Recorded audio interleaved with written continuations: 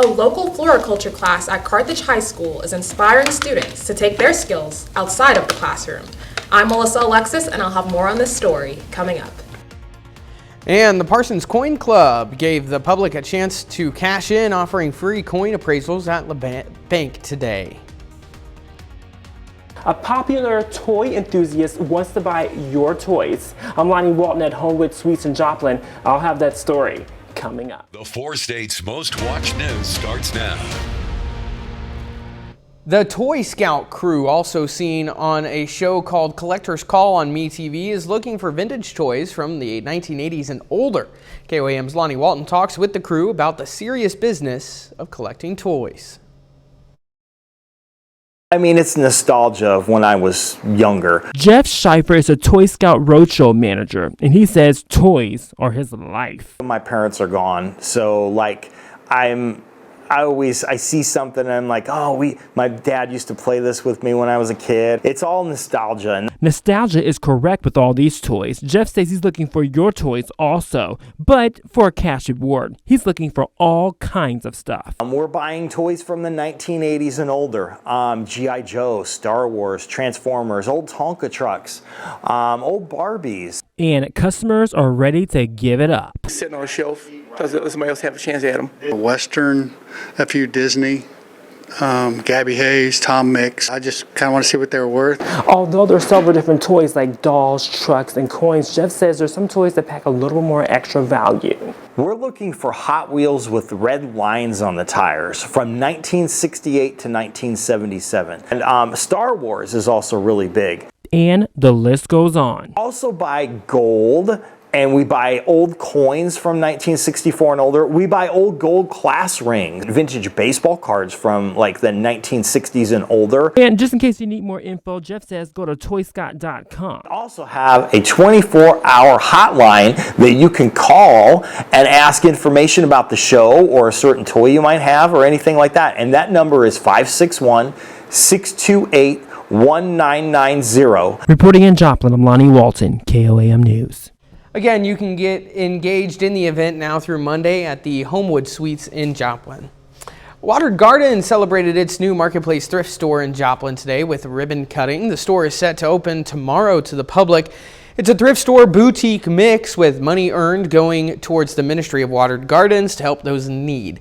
The workers will include those who they have helped get back on their feet in their current workshop. Now this is an opportunity for something a little different. This is a public-facing marketplace that can generate resources to help offset the cost of our ministry while at the same time giving us the chance to employ many of the people that we serve over at the Outreach Center. It's located on West 2nd Street. Tomorrow is its grand opening weekend with live music and refreshments. Prep work begins on the campus of PSU for some major upgrades. The site just off South Rouse Avenue will feature 3 distinct projects the school says will have significant regional impact. One will feature a regional crime center and laboratory operated by the Kansas Bureau of Investigation. Completion of this facility is scheduled for spring of 2027. The site will also feature a prove-out facility operated by the National Institute for Material Advancement. This area will be designed for test materials for large-scale business production for local and regional entrepreneurs. Completion of this facility is also scheduled for 2027. The third area will feature a brand new Eagle Pitcher manufacturing facility. This facility is scheduled for completion by the end of this year. This is a developing story. We'll have more details on our website. Of course, that's KOAMnewsnow.com. Now let's go over to meteorologist Lindsay Gaffney for a first look at weather. Well, roads are mostly clear out in the 4 states, but there's still a lot of snow on the ground. Now, temperatures tonight aren't dropping lower than the 40s. However, as we head into tomorrow, we're going to see cooler temperatures through the morning hours. Now, we are seeing winds still gusting, a little bit of that drizzle already passing by, but a front coming through tomorrow that's going to cause winds to pick up. Even stronger wind gusts through tomorrow. The rest of the night tonight, only about 30 to 30 mile per hour winds. But as you can see, as winds shift out of the north tomorrow, winds gusting up to 40 miles per hour through Saturday, most of the day and evening Saturday, along with some rain chances. You're going to see those rain chances start to spike after 10 a.m. Before that, a little bit of drizzle that continues until early afternoon, then heavier rainfall and even another round of light potential snow, less than half an inch across the area, if not just a light dusting. But bigger snow systems coming in next week. I'm going to have those details coming up. All right, Lindsay, thanks. Some Carthage floriculture students are taking what they learned in class beyond the classroom. KOAM's Melissa Alexis has more. It's a really fun class. Emma Burgess and her classmate Sarah Wilson from Carthage High School's floriculture class were busy all year learning to create bouquet arrangements. Learning how to make like your basic bow for your arrangement, and then we moved on to a bud vase with just like a singular flower with some greenery. I really like making the arrangement. This time of year during Valentine's Day is especially busy for them because they're going door to door delivering bouquets around the school. Thank you! I stayed extra late to help make arrangements because, you know, it's Valentine's week. We have a lot of stuff to do. This class even inspired Burgess to continue honing her horticulture skills beyond the classroom. There's just something so beautiful about taking a singular pretty flower and just making something a lot bigger and more beautiful with it, and seeing the joy on other people's faces whenever they see that arrangement that you made for them. And now she works at a local florist business where she puts together bouquets. She's even putting together some Valentine's Day bouquets like this one. I help make arrangements. I take phone call orders. I take in-person orders.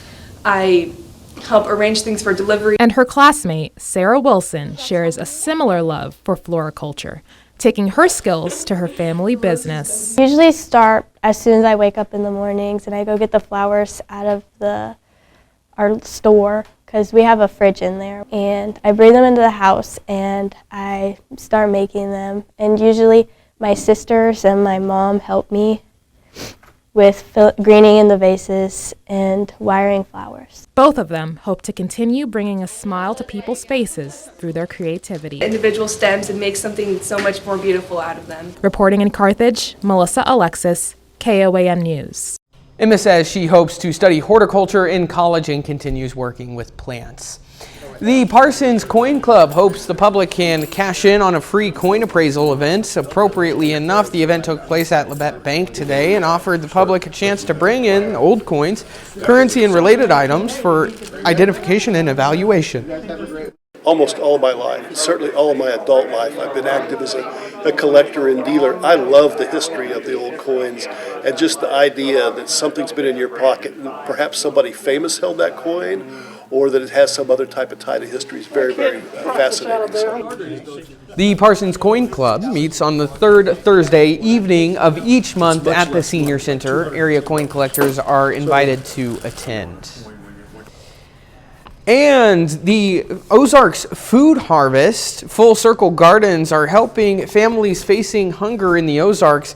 It has a plan to distribute more than 10,000 garden-to-go kits this spring after receiving more than $1.5 million worth of seeds. The kits will be distributed through the network's 270 charities, as well as other Feeding America food banks in America. Each kit contains seeds for a flower, herb, and 8 different vegetables. It also comes with a planting calendar, instructions, and budget-friendly cookbooks. Actually, this is the first year we've been able to distribute all over our 28 county service area. And the feedback we always get is this is so incredible. These are such high quality product that we're able to receive. And not only that, but we've got such a great team that has all of that knowledge to be able to help people on the ground say, here's exactly what you need to do to have a successful harvest. Because like you were saying, I think one of the most difficult things is I have these, but now what do I do with it to make sure it's successful? If you'd like a kit, go to the Ozarks Food Harvest website or call or contact one of their partners. If you have a garden, farm, or orchard and want to donate, the food bank can send a team out to help harvest and collect your donation. Coming up, do your pets need a brush? February is National Pet Dental Health Month, but many pet owners may not know where to start. I'm Chanley Painter with more on veterinarians' tips to improve your pet's smile. Just ahead. And later, Valentine's Day spending is hitting record highs, but with ingredients costs soaring, how are bakeries keeping up? February marks National Pet Dental Health Month, which veterinarians say goes beyond just checking for bad breath. Fox News' Chanley Painter has more. Brushing your teeth regularly may be a common practice for most people, but veterinarians warn it's just as important for your pets as well. Studies show 80% of dogs and 70% of cats have dental disease, which is even worse for older pets and smaller dog breeds. That statistic actually makes it the #1 health issue impacting our pets. Veterinarians like Danielle Bernal with Wellness Pet Company Global are warning of dental diseases this February during Pet Dental Health Month to prevent serious health risk in the future. Long term, if left untreated, this is when bacteria from their mouth can enter their bloodstream and cause systemic health issues. When it comes to keeping up with your pet's dental hygiene, going to the vet once a year is likely not enough. We have to look after them every single day. So this is where, when it comes to our pets, we encourage pet parents to try and brush their teeth. Wellness Pet Company estimates only 2% of dog owners brush their pets' teeth, even as veterinarians recommend daily brushing. Bernal says there are alternatives to cleaning with a toothbrush. What I encourage for dogs is something like an edible toothbrush, which in essence becomes a dental chew. There are also ways for cat owners to improve their pets' dental hygiene. There's porous treats for them that'll also work as that edible toothbrush. And the best part is that when you do this every day, it keeps their teeth healthy. Bernal says there is no better time than now to start taking care of your pet's teeth and making sure they stay happy and healthy. I'm Chanley Painter, Fox News. Well, a new study suggests what's in your mouth could be contributing to mental decline later in life. Scientists at the University of Exeter in England say the environment in your mouth that lets bacteria grow may cause loss of brain functioning, leading to dementia in later life. The researchers studied mouth bacteria of 120 patients. They found about half of them had mild cognitive impairment, which may increase someone's risk for dementia. The study says so far researchers have only made links of bacteria to cognitive health and not direct proof that some bacteria actually cause mental decline. Community Blood Center of the Ozarks says winter weather is hindering blood donations. Several area blood drives have been canceled due to winter weather and more are expected. Reports say local hospital blood reserves are remaining stable, but further cancellations could hinder the supply even further. However, officials say weather isn't the only concern. Without the weather in the wintertime, the next challenge would be illness because the colds and flu hit during that time, and people obviously have to be well and healthy before they can donate. So that factors in to other issues that we face in the winter. Donors are encouraged to get out and donate before weather worsens again. You can donate at your local community blood center in Joplin. Lindsay is next with a complete look at the forecast, and later, President Trump's nominees are moving through the Senate, but his FBI pick, Kash Patel, is facing tough opposition.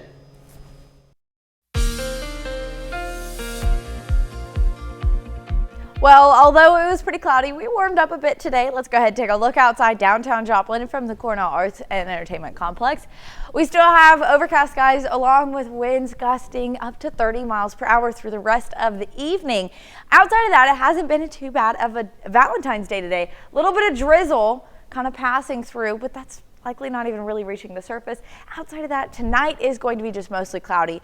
Still a little windy, but we've got a warmer Saturday. Temperature is getting up to just about 50 degrees. Briefly, we're mostly going to be bouncing around in the 40s, but quickly temperatures fall Saturday evening and into Sunday, because you can see our high for Sunday only getting up to the mid to upper 20s. A little bit warmer on Monday. We've got another big Arctic blast coming through that's going to hit us later in the week. Now, temperatures through Sunday, we can see falling by 7 in the morning.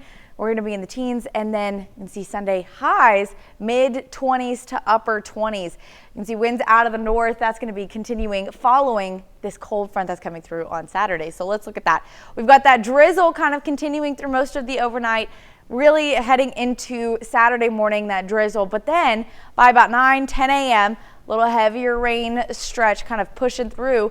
maybe even a little bit of thunderstorms as well. Out to Pittsburgh by about noon to 1 p.m. Nevada as well.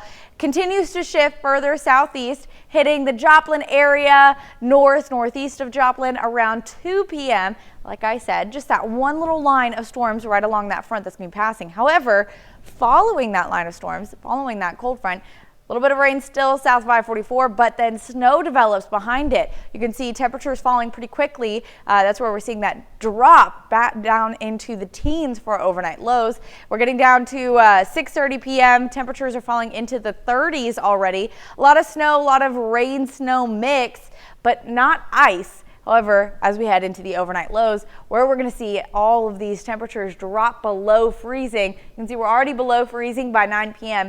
We're going to see a lot of that rain that's already passed freeze, as we head into Sunday morning with high temperatures not getting above the mid to upper 20s. So we're going to stay pretty cold.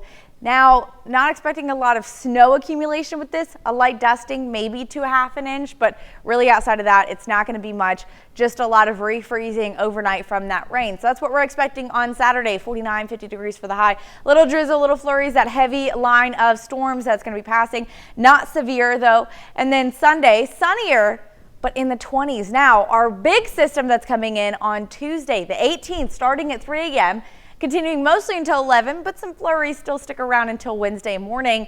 Possible alert day because of the snow. Heavy snow accumulation, though amounts right now still a little up in the air, but a huge Arctic blast with wind chills in the negatives, and I mean minus 20 degree wind chills on Tuesday night all the way until Thursday night into Friday. So you can see how those temperatures are so cold during the week. It's going to be our coldest system that we've seen so far this season. So we've got that possible alert day due to the heavy snow on Tuesday and the very cold temperatures that we're going to see.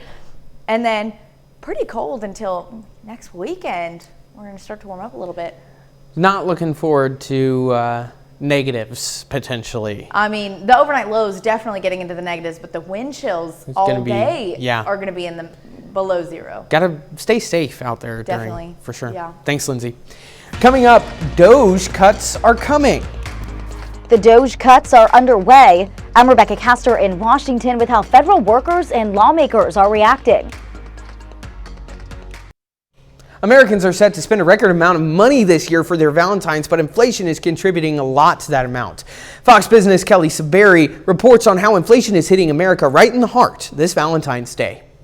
We're expecting people to spend a record $27.5 billion this Valentine's Day. That's back to pre-pandemic spending levels. This is on things like greeting cards, chocolate, jewelry, and best of all, pastries. We're at Versailles, Chicago, one of Chicago's favorite bakeries, to get a look inside the kitchen as they prepare the cookies, the croissants, and of course the heart-shaped baguettes that people are buying for their honeys this year. The National Retail Federation says that people are buying Valentine's Day gifts for more than just their significant others. They're looking at their family and friends as well. This, as virtually every ingredient that goes into the pastries has skyrocketed in price. The market price for cocoa is up 81% from last February thanks to a multitude of different factors.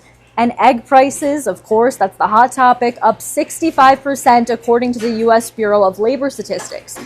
Arshia Farheen is the baker here at Versailles.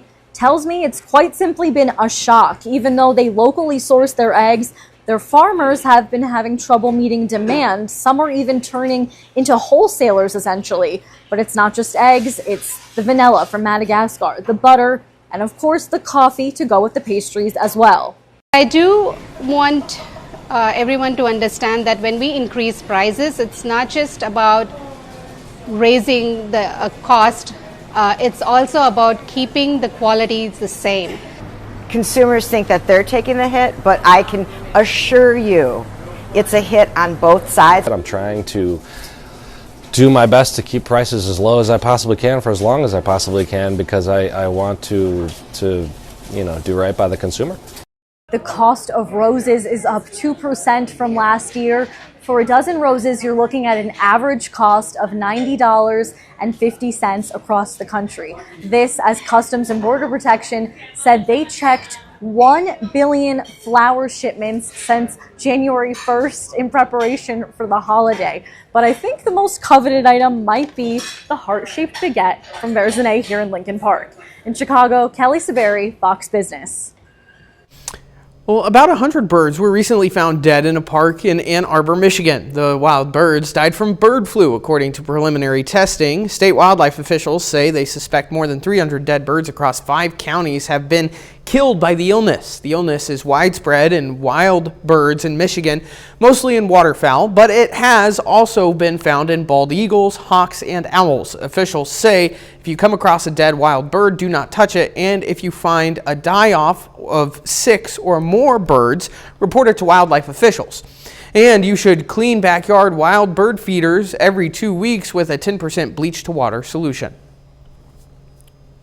Sources say thousands of federal probationary health workers across agencies, including the Centers for Disease Control and Prevention and the National Institutions of Health, are expected to be pushed out Friday. Workers are expected to be given a severance of 4 weeks' pay. About 1,300 workers, CDC workers, could lose their jobs. Employees there are calling this the Valentine's Day Massacre. The cuts are reportedly part of about 5,200 across the Department of Health and Human Services, one day after Robert F. Kennedy Jr. was sworn in as secretary. Probationary workers typically have been employed for less than a year or 2 years in some cases and have fewer job protections and lack the right to appeal. A greedy opossum in Nebraska learned the hard way that chocolate cake isn't on the menu for wildlife. Now it's in rehab and not happy about the new diet. Apparently, there's a 4-legged furry chocoholic in the Cornhusker State. The possum was rescued by the Nebraska Wildlife Rehab after it ate an entire chocolate cake from Costco. Officials there say the opossum was mobile and alert, but was panting pretty heavy. They say the possum needed a little rehab and a change in diet before being deemed safe to return to the wild. The nonprofit group has joked that the possum has become cranky about its zero chocolate policy. He doesn't look very happy either. 30 more minutes of news, weather, and sports coming your way. Coming up, Elon Musk's plan to shrink the federal government is facing backlash. Democrats and federal workers are pushing back as mass layoffs begin, while some argue it's long overdue. And President Trump's decision to rename the Gulf of Mexico as the Gulf of America is sparking international outrage. Mexico threatens legal action. Tech companies are caught in the crosshairs, and the White House is pushing back against the media resistance. You're watching the 4 States Most Watched News. Federal workers and many Democrats are in a frenzy over Elon Musk's sweeping across cost and workforce cutting measures, and the layoffs have only just begun. As Fox's Rebecca Castor reports, members of Musk's Doge team are fanning out to even more agencies, including the IRS and perhaps even the Defense Department.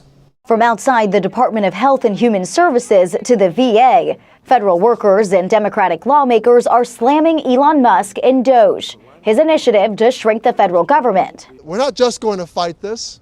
We're going to fight this with everything we got. Yeah. The Doge team has already accessed more than a dozen federal agencies, including the IRS, Department of Education, and FEMA. And the Wall Street Journal reports officials could visit the Defense Department as soon as today. We welcome Doge to the Pentagon. There are waste, redundancies, and headcounts in headquarters that need to be addressed. There's just no doubt. Mass layoffs of federal workers have also begun. Washington's Office of Personnel Management directed agencies to lay off probationary employees. That's likely hundreds of thousands of workers out the door. We need to bring in and resist. That's why we're all here.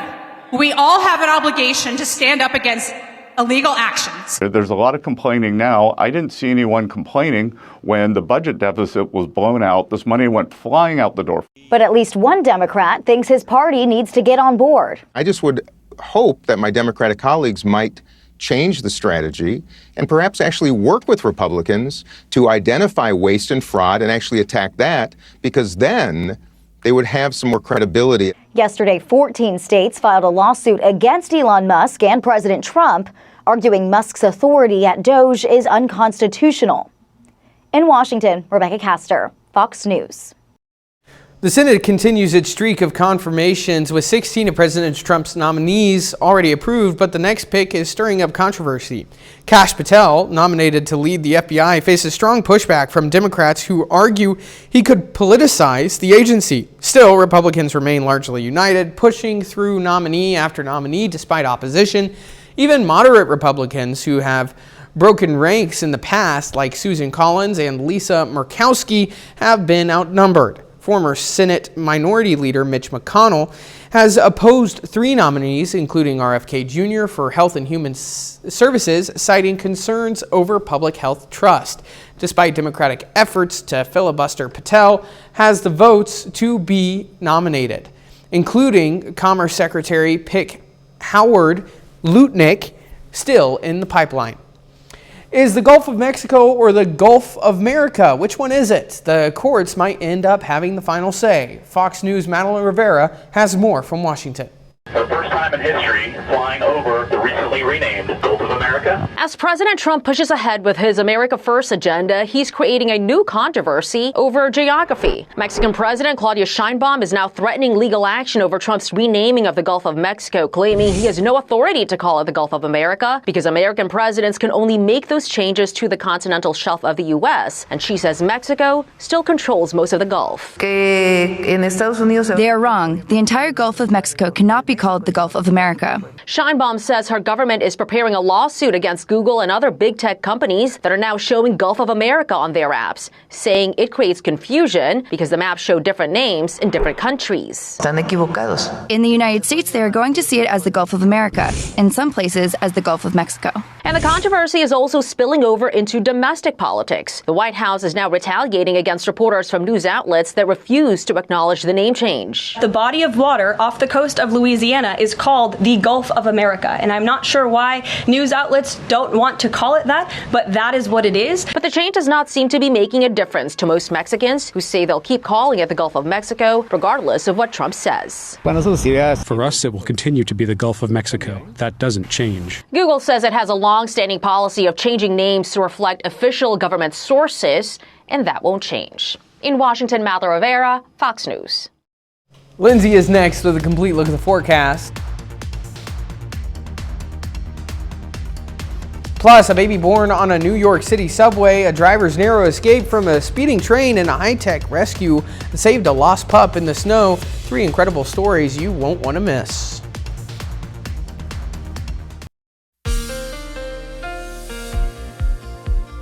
Well, we've had a colder couple days. Today wasn't so bad, though we had overcast and windy conditions. Let's go ahead and take a look outside downtown Joplin from the Cornell Arts and Entertainment Complex. You can see the flags over there waving pretty hard. Now we've got wind gusts continuing through the evening and even into tomorrow as well. Not to mention a little bit of drizzle out there around I-44 corridor and south. Drizzle continues and even some rain showers tomorrow. We're going to have a little bit of a warmer day, but that cold front comes through early afternoon or late morning, and it's going to drop our temperatures on Sunday. Another little warm up on Monday before our arguably coldest week that we're going to see this season comes up next week. Now, until then, let's look. Temperatures. Tomorrow afternoon, we're getting to the upper 40s, mid to upper 40s in our central and northern counties, reaching just about 50 and slightly above 50 south of I-44. Now our overnight lows, because of that cold front, we're going to see winds out of the northeast. Temperatures drop really quickly into the teens for our low heading into Sunday, with our high only getting into the mid to upper 20s. So it's going to be a cold day on Sunday, and then we have another cold week ahead. So let's enjoy our Saturday forecast while we can. Temperatures are going to be in the 40s by 2 a.m., so we're really not cooling down too much today. A little bit of drizzle continues. You can see winds are pretty strong. That cold front starts to push through early morning around 9:30. You can see heavier rainfall along with a little bit of drizzle. South of that, around Joplin area, we're going to get to 48 by 9:30. Now that front develops, so we're going to see some possible thunderstorms right along that. Non-severe, but you might get some rumbles of thunder, maybe a little bit of lightning as well. That comes through through about 1 p.m. You can see it hitting Pittsburgh, Miami, Nevada, hitting the Joplin Metro around 2 p.m. But again, a little bit of the thunderstorms mostly just isolated to that northeast. Now, that continues on out of here, but behind that front, we're going to see a little bit of that snow mixed with maybe a little bit of rain. However, temperatures aren't below freezing until we get later into the afternoon. So it's about 6:30. We're starting to drop down into the cooler temperatures below freezing following this front, 29 in Yates Center, 32 in Parsons.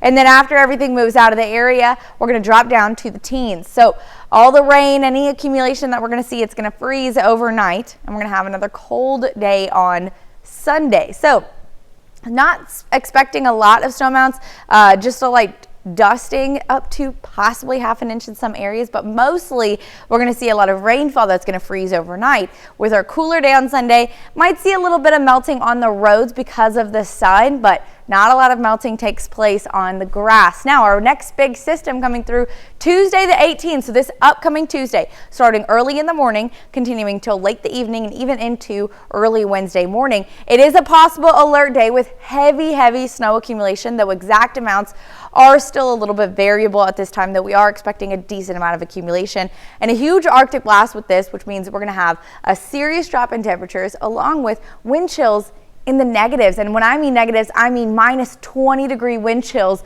as we head into Tuesday night all the way through Thursday night. You can see those highs in the teens, lows in the single digits, if not below zero. So it's going to be a very cold system that starts on Tuesday with all that snow and then very cold throughout the week. Now, until then, 50 degrees on Saturday, 29 on Sunday, 42 on Monday. I've got 2 words. Burr. My 2 words, I don't have 2 words. I'm just not going to leave my house. That sounds like a great option. That's my plan. I hope everyone else can do that as well. I hope they're lucky. Yeah. School's let out. I mean, it's going to be a cold one. Yeah, absolutely. Thanks, Lindsay. Coming up in sports, Missouri Southern baseball plays a doubleheader against Drury. Plus, Galena boys basketball tries to remain undefeated. John Dales has those stories and more up next.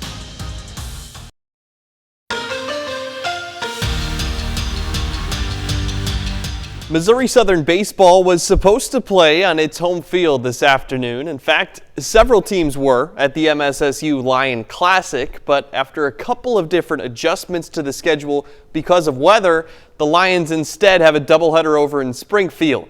Southern opts to play 2 games against Drury. The first one is a 5-1 Lion victory. Cole Gaiman with the win on the mound. He has 8 strikeouts in 6 2/3 innings of work. But the Lions drop the second end of the doubleheader, 9-3, and that drops Southern's record to 6-2 on the season. They're scheduled to face Missouri S&T at home on Monday. Well, Missouri Southern softball also with some adjustments to its schedule this weekend, which is a common theme right now for a lot of our teams. The Lions originally were supposed to play several games throughout the whole weekend. That gets switched to a doubleheader only this afternoon, and Southern gets shut out 1-0 by Southern Arkansas in Game 1, but the Lions beat Southwestern Oklahoma State 10-6 in their second game of the evening. Well, it's the final home game of the regular season for Galena High School basketball. Bulldogs play host to Colgan, and it's the second meeting of the year between them. Colgan girls basketball enters this game as the #1 team in Class 2A. Meanwhile, Galena trying to pull off the upset. Good start for the Lady Bulldogs. Riley Boyes steps back and knocks down this high arcing jumper for 3. That gives Galena the lead, but Colgan strikes right back. Lauren O'Brien fires away a 3-pointer and she drains it. This game would go back and forth in the first quarter. Here's Boyes. Set up on the inbounds play. She gets open and hits the corner triple. Galena using the 3-ball early and often, but Colgan starts to hit its stride in the second quarter. Jakayla Davis comes flying in with the steal and goes the other way to convert the layup. Second half, more of Davis. She knocks down a mid-range jumper. Then here's Davis breaking away again and finishing the layup through defense. Colgan creates plenty of separation in that second half. Panthers win big, 64-27. Now over to the boys' game, senior night in Galena as they face Colgan. Bulldogs are undefeated. First points of the game belong to Jack Perry as he drains the 3-ball from the top of the key, but Colgan keeps it close in the first half. Here's Karsten Simmons driving into the lane for the layup. That bucket ties it. Closing minutes of the first quarter, nice pick and roll play here. And senior Jack LaTurner with an easy 2 points. Towards the end of the first half, Zane Adams starts to get hot. This three, nothing but net from the wing. A few possessions later, really nice pass from Perry out to Adams, and he connects on another triple. Galena starts to pull away in the second half. Really nice sequence here. Lincoln Kimberling saves the ball from going out of bounds. Then Thatcher Botkin, right place, right time. He drains the jumper. Galena remains unbeaten. Bulldogs defeat Colgan 49-40. And Galena boys basketball being undefeated this late into the season, that's really a testament to how strong of a team they are. And amazing plays by what they're doing there. Obviously, closer game than what the girls was, but you know, those Galena boys, they're a tough competition. They're a team we're going to be looking at riding late into the postseason. All right, looking forward to it. We'll be right back. At the 34th Street station, with one bystander reportedly using a pocket knife to cut the umbilical cord. WABC said the mother and newborn were later transferred to a nearby hospital and are in good condition. Eyewitnesses say they were moved by the sense of community on display. Social media users were more direct, saying this little miracle on 34th Street was born with New York street cred baked right in. Another dramatic train incident, this one caught on cam in Utah when a driver who was reportedly hit from behind gets caught in front of a lowered crossing arm, trapping their vehicle partially in the path of a speeding train. With only moments to spare, the driver was able to escape the vehicle unharmed, but the vehicle itself was not so lucky. Finally, no trains in this last one, but it was extensive training that led a rescue drone operator to find a puppy missing for more than a day in snowy upstate New York. Retired cop Chad Tavernia, who runs a lost pet drone search biz, used his skills and thermal imaging to locate the freezing pup and direct rescuers to it on the ground. After some gentle coaxing, the dog was collected and safely reunited with its family. You got her! You got her, buddy! And it's all thanks to this aerial pet detective, a real ace. For Take a Look at This, I'm Jeremy Roth. Up next, romance, drama, and a touch of thrill from a chef's second chance in Italy to a love story turned toxic and a Golden Globe nomination thriller back in theaters, the must-watch films for Valentine's weekend. Whatever your taste in big or small screen romance, there's something new for you this Valentine's weekend. David Daniel plays Cinematic Cupid in today's Hollywood Minute. There's no better place to rediscover your passion. Scott Foley travels to Italy to check on his daughter, and sparks fly with the town's mayor in La Dolce Villa. The romantic dramedy is now streaming on Netflix. I have to tell you one more thing. I love you forever. What's taking so long? When are you going to be home? Name one thing you've done for me. You don't care about me. I don't think I could live without you. I Love You Forever features a more toxic twosome. Sophia Black-D'Elia stars as a woman whose new too-good-to-be-true boyfriend may be just that. The film is now on digital platforms. 時々思うねんな。逃げ出したらどんな感じかなって。朝起きて街を歩いて全く新しい人生を始める。 Two strangers, both stung by betrayal, connect despite a language barrier in One Night in Tokyo. The romantic drama in Japanese and English is on digital and VOD platforms. If we're gonna do this, we need to set some rules that you and I both agree on. Did you order this? Starting with, I tell you what to do and you do it. And if you missed Nicole Kidman's Golden Globe-nominated turn in Baby Girl, you're in luck. The erotic thriller is back in theaters for Valentine's weekend. In Hollywood, I'm David Daniel. Well, that's our time for tonight. Thanks for joining us. We'll leave you with a video of Valentine's goodies at a Milwaukee County Zoo. Have a great night.